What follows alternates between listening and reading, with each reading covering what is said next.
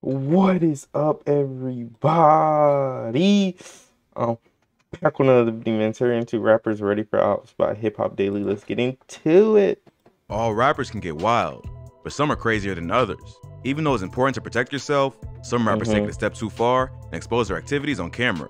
Here's a look at a few reckless rappers who have gotten themselves into trouble for being careless with a gun. Lil Xan. Lil Xan is a rapper known more for his viral antics than his music. He blew up back in 2018 with the track Betrayed, which quickly went viral thanks to the Cole Bennett directed music video. But his sudden rise to fame also came with a lot of negativity and hate from critics and fans who felt that he didn't truly respect hip-hop. That was the only Lil Xan song I ever listened to, bro. I ain't even like, bro. Is he even still making music, bro? Like, come on, bro. Like, Culture. This hate reached an extreme after the rapper went to the Revolt TV show on Cloud 9 and said that Tupac was boring. In addition to rating topics like Xanax, so bad. net neutrality, Kush, Bitcoin, and sex dolls, Lil Xan gave his opinion on the legendary West Coast rapper Tupac Shakur. When asked about Tupac, Lil Xan rated Pac a 2 out of 10 before shrugging and saying, "It's boring music." It's boring music. Revolt even had to put up a disclaimer to say that the views and opinions expressed in the video are those of Lil Xan only, so they wouldn't catch any heat on his behalf. The backlash from Lil Xan's comments was pretty immediate. Hip-hop media outlets like Hot 97 and The Breakfast Club clowned the rapper for his opinion. Comedian Michael Rappaport jumped into the conversation to trash the mumble rapper. Some whack-ass, non-rapping rapper named Lil Xan. Non-rapping rapper. Some pill-popping motherfucker, face-tattooed cornball, no skill, no talent motherfucker said that Tupac's music wasn't interesting. And Waka Flocka Flame even said that Lil Xan was officially banned from hip-hop over the Tupac comments. Oh my god. Some younger rappers stood up for Lil Xan and said that they never really listened to Tupac that much either because it was before their time. But no one actually went as far as calling the legend boring. The video instantly went viral. You're not gonna lie, I've never listened to a Tupac song. Keep it a stack. You know, and just, you know, never listened to him. And Lil Xan caught a lot of hate. It got so bad that at one point, Xan had to be saved by police after being attacked by a mob of angry Tupac fans at a Del Taco in the city of Redlands where he grew up. In the video recorded during the incident, Lil Xan said that the media had twisted his words and that he actually believes Tupac is a legend. For real, I gotta say something. The media twisted my words. I think Tupac is a legend. Bro, you literally said Tupac's music is boring. It's not like you said that, like you tried to say it in a tweet. You said that on video in 4K. Like, how are they twisting your words? It's definitely a legend. But it's hard to say that the media twisted his words when all they asked him to do was give his opinion. He probably just wasn't aware of the backlash he would get for answering honestly. It got so bad that Lil Xan eventually admitted that it was messing with his mental health. He put out a message on his Instagram story that said, "Mentally not okay.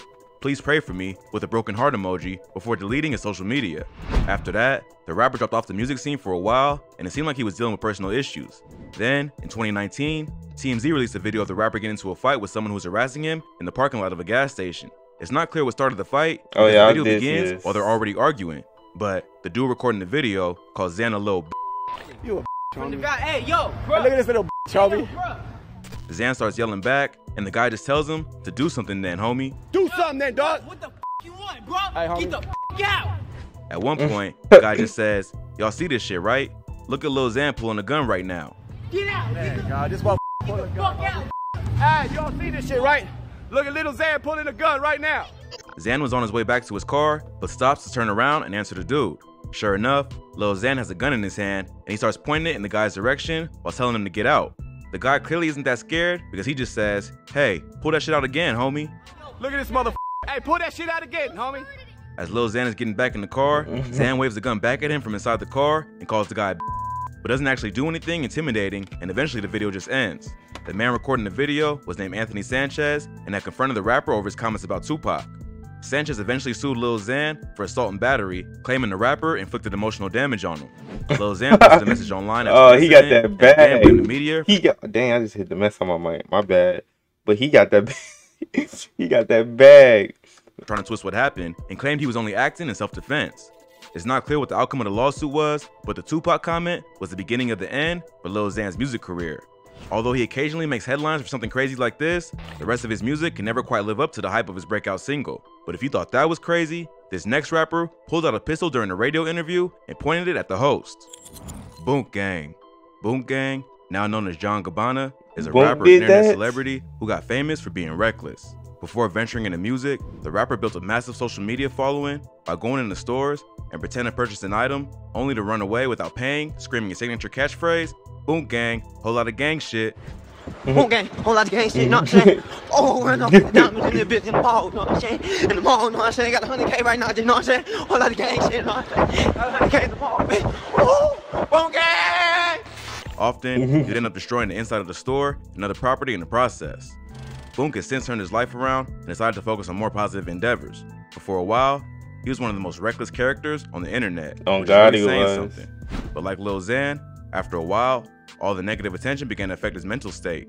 One of the wildest moments during Boonk's early days was when he pulled out a gun during a radio interview with Hollywood Unlocked. In January 2018, Boonk sat down with hosts Jason Lee, Melissa Ford, and Giovanni Watson to discuss his come-up and viral fame. At one point in the interview, Boonk, who's also shirtless and flexing big wads of cash, pulls out his gun and casually points it at the show's creator, Jason Lee. Lee asks Boonk if the safety is on, and Boonk just replies, whole lot of gang shit. We're gonna turn it on right now. Hey, is the safety on that thing, man? Whole lot of gang shit.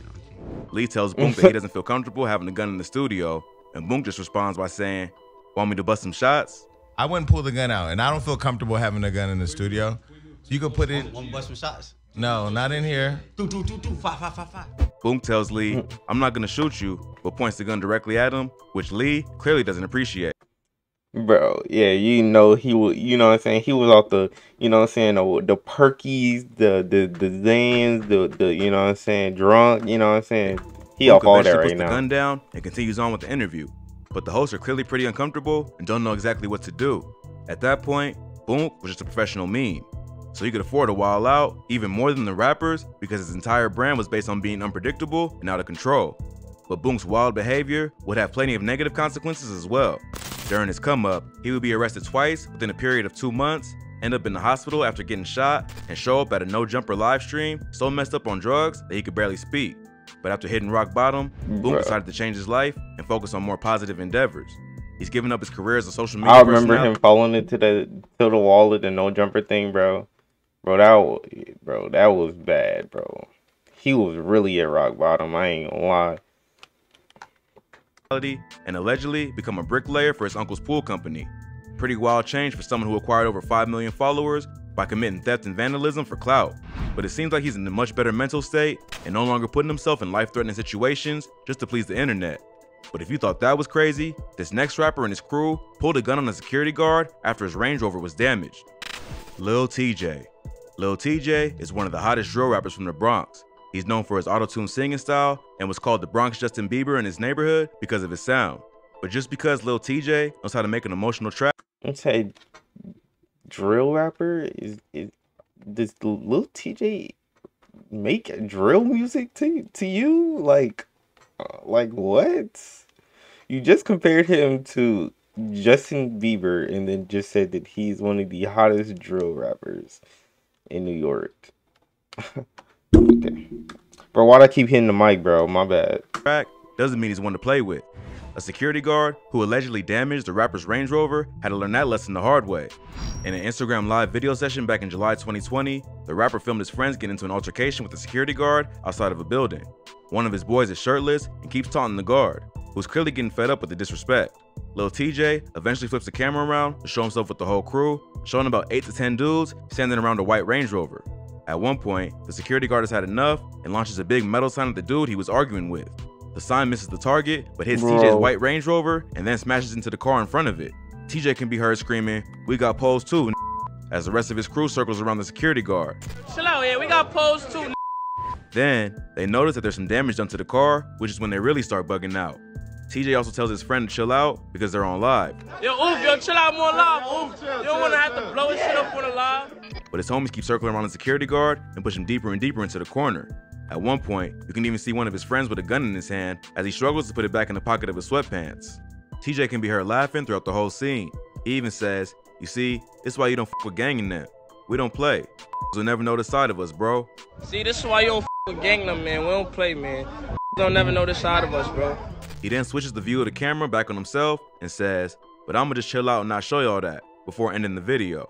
But I'm gonna just chill out and never show y'all that. Chill. To be continued. It's not entirely clear what the security guard did to piss off TJ and his crew. They probably got into an argument over something petty, and they felt like they could mess with him because they outnumbered him 10-1. But the security guard didn't back down even after a gun was pulled, which is why the situation kept getting crazier. Something like that wasn't really bad dumb. enough. Just a few months later, TJ would be arrested after the police discovered drugs and guns in the vehicle he was driving in.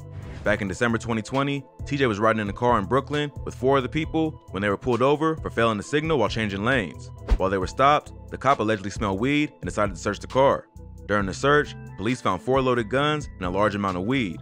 No one took possession of the guns or drugs. You found guns in a car in New York? Oh yeah. Drugs, so they were all arrested for criminal possession of a weapon, marijuana, and grand larceny. Just a few days before that, TJ and his friend were searched by an NYPD officer during a music video shoot. They patted down him and his friend while they were on live, but wouldn't explain why they were being searched. So it seems like the NYPD had their eye on TJ and were just waiting for him to slip up. The rapper needs to learn to be a bit more careful with how he moves, because the NYPD doesn't mess around when it comes to firearms, and if the rapper is caught with the gun again, he could end up doing some serious time. But if you thought that was wild, this next rapper pulled a gun out in the middle of a Vlad TV interview. GMEBE Bands. GMEBE Bands, also known as Billy the Kid, was a white rapper from Chicago who was allegedly affiliated with the Black Peace Zones. The rapper first gained attention after doing an interview with DJ Vlad alongside 5 other dread-headed Chirac savages, where he broke down his affiliations and background in the streets. In the middle of the interview, he even pulls a pistol out of his pocket to show Vlad and everyone else that he's not playing around. Apparently, when the Vlad TV crew first discovered BMEBE Bands, they posted a video for his song Demons on their website with the title, "Next Slim Jesus, White Chicago drill rapper GMEBE Bands." The video shows Bands in a white polo with a backpack on, going wild with a bunch of other gang members holding sacks of cash and money. Vlad said that he made that the title because he knew it would get a reaction. But GMEBE Bands clearly wasn't feeling the comparison. For those who don't remember, Slim Jesus was the white drill rapper who came out and said he wasn't actually about that life, just talks about it because it sounded cool. Bands tells Vlad that he's not the next Slim Jesus because he's been out way longer than him. The reason his music didn't go viral is that it's clearly more authentic. He said, "There ain't no foolery, motherfuckers using CO2 guns."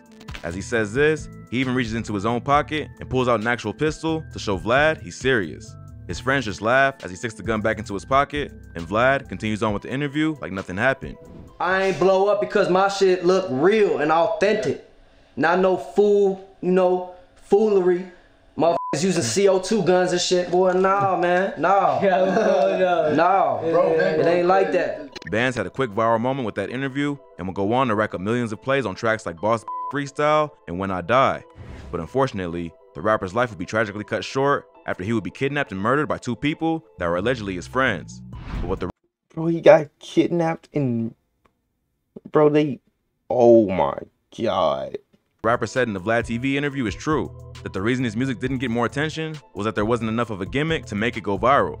He had a tight flow and more authentic story that made his music genuine and heartfelt. But unfortunately, he never made it far enough to leave the streets behind for good.